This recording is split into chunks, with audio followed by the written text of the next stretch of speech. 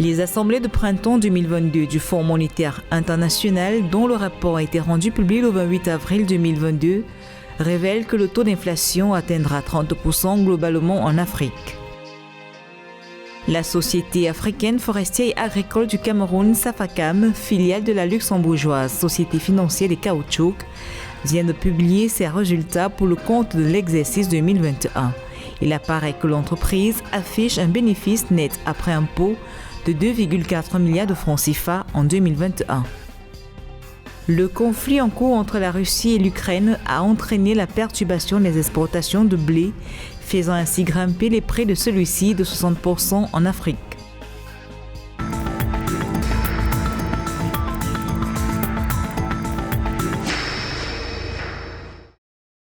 L'Afrique subit le contre-coup de la guerre russo-ukrainienne. Les assemblées du printemps 2022 du Fonds monétaire international, le FMI, dont le rapport a été rendu public ce 28 avril 2022, révèlent un impact sur le taux d'inflation qui va atteindre 30% globalement sur le continent. Une hausse portée par les importations de blé, d'engrais, d'huile végétale et d'hydrocarbures principalement. Le rôle des banques centrales sera déterminant, selon le FMI, pour réduire l'impact de l'inflation sur les ménages.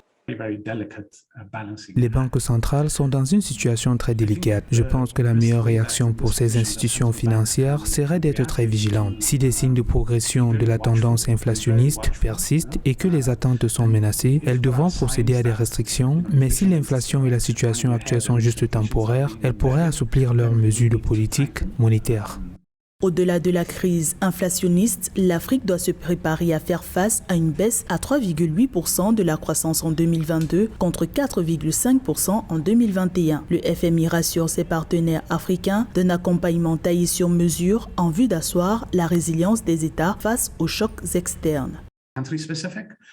La politique de riposte et le travail que nous menons sont adaptés à chaque pays. Nous prenons ainsi en considération chacun des défis auxquels il souhaite apporter des solutions autant que possible. Le pan important de cette démarche est que nous identifions les secteurs qui, à court terme, sont les plus fragiles face à la crise et nous nous employons à limiter l'impact sur les foyers vulnérables. À moyen et à long terme, les pays doivent déterminer quelles sont leurs capacités à développer de la résilience. Depuis 2020, les économies africaines sont fragilisées par une succession de crises sanitaires, géopolitiques, climatiques et désormais le conflit ukrainien. Aux pays africains confrontés aux effets du changement climatique, l'appui du FMI chiffré à plus de 50 milliards de dollars au cours des 2 dernières années se fonde désormais sur l'investissement dans l'innovation.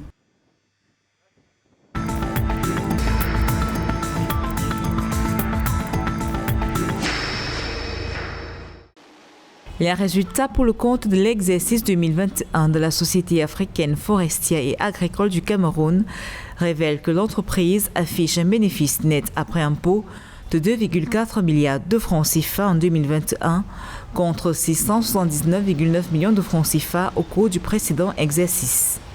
Il se dégage ainsi un bénéfice en hausse de 1,7 milliard de francs CFA entre les deux périodes, soit une augmentation de 72,5%.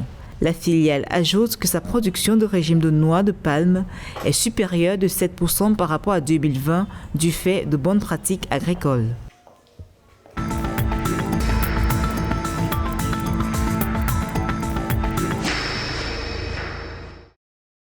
Selon Akinwumi Adesina, président de la Banque africaine de développement, le conflit entre la Russie et l'Ukraine crée des problèmes mondiaux, en particulier pour l'Afrique, qui importe un pourcentage énorme de sa nourriture des deux pays. Le prix du blé a déjà augmenté d'environ 60%. Le maïs et d'autres céréales seront également touchés. D'après le président de la BAD, il pourrait aussi y avoir une crise des engrais, car il va y avoir un déficit d'environ 2 millions de tonnes.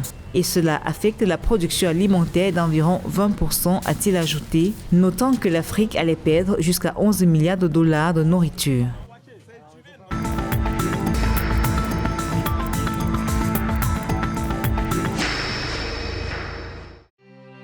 La Direction générale du Trésor et de la comptabilité publique de la Côte d'Ivoire a levé le 26 avril 2022 un montant de 53,153 milliards de francs CFA sur le marché financier de l'Union monétaire ouest-africaine à l'issue de son émission simultanée d'adjudication de bons assimilables du Trésor de maturité 182 jours et d'obligations de relance du Trésor de maturité 5 ans. Le montant mis en adjudication par l'émetteur était de 65 milliards de francs CFA.